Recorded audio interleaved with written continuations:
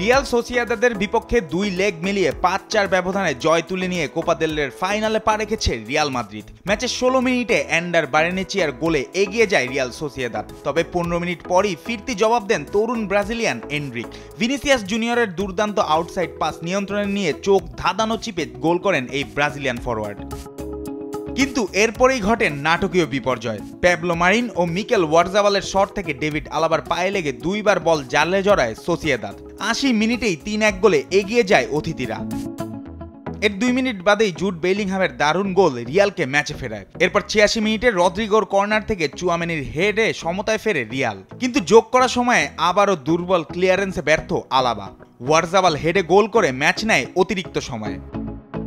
অতিরিক্ত সময়ের হিরো হয়ে ওঠেন বদলি খেলোয়াড় রুডিগার। 105 মিনিটে কর্নার থেকে গোল করে রিয়ালকে পৌঁছে দেন বহু প্রতীক্ষিত ফাইনালে, যেখানে তারা লড়বে বার্সেলোনা কিংবা অ্যাথলেটিকোর বিপক্ষে।